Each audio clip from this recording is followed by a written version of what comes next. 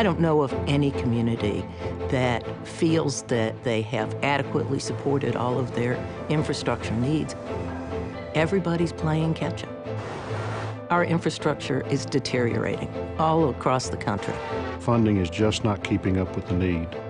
Preventive maintenance is not being done the way it should. We're spending only about a third of what we actually need to spend to preserve and maintain our existing infrastructure and to expand it to meet our needs. All you have to do is look at the bridge collapse in Minnesota, and you can see it can happen anywhere. The United States, if it's going to be the prominent country in the world, we've got to invest in our transportation infrastructure. The overall health and vitality of communities is directly tied to the health of the transportation system. We're a global economy right now, and we need to compete worldwide. And moving goods and moving people is really important in that process. Quality of life depends on being able to know how long it takes to get from one point to the other, and it's just harder and harder to do. Travel time to and from work is increased significantly all over our nation in our metropolitan areas. Traffic congestion, because we're not building new roads and we're adding people, it's starting to have an impact. $78 billion last year is what it costs the American public to be tied up in congestion. That's real money.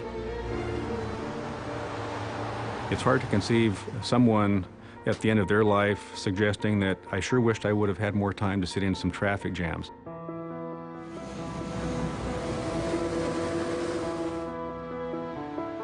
If you have streets that are in bad condition, you're going to have more accidents. Deteriorating roadways result in broken axles and flat tires. Deteriorating bridges that fail catastrophically result in far more significant public safety issues. When I have to tell the fire chief that he can't take a fire truck across a certain bridge because it can't handle that, that impacts his response time.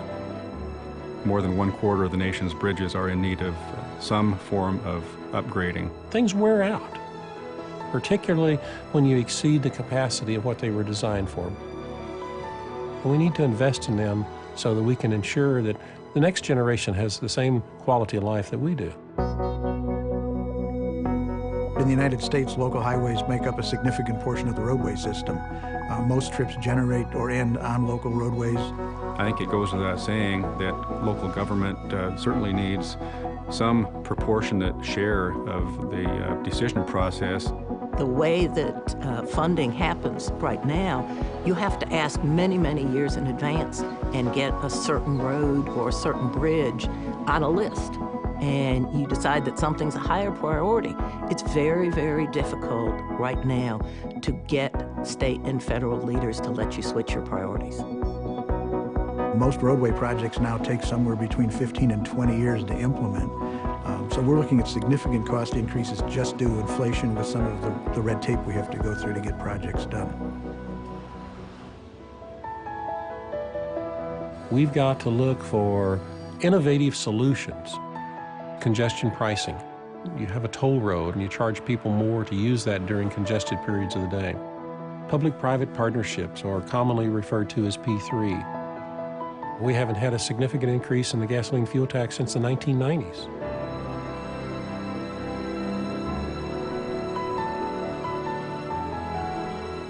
We've got to talk to the politicians in Washington, D.C. and say, you need to fund these huge infrastructure projects. Our lawmakers have got very difficult decisions to make.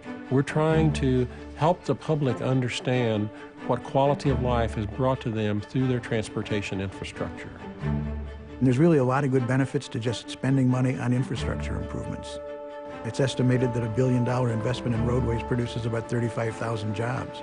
People coming in to invest in a community, they're going to look at your infrastructure and say, do I want to come to this community? It's not all about highways anymore. There are transit needs, there are pedestrian, bicycle, other types of needs. And of course, I think we need to deal with the environmental aspects of our network. Since the 1980s, we've invested in 2% of our gross domestic product. in infrastructure.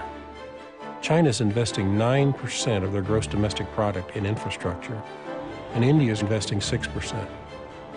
This business as usual is not going to keep our nation's transportation infrastructure where it needs to be. And we need the federal government to help pull all us together, local and state governments, to create a new direction and a new day in transportation funding. We'll be judged by what we leave to our successors. We've got to take care of what's given to us, we've got to improve it and pass it along to future generations.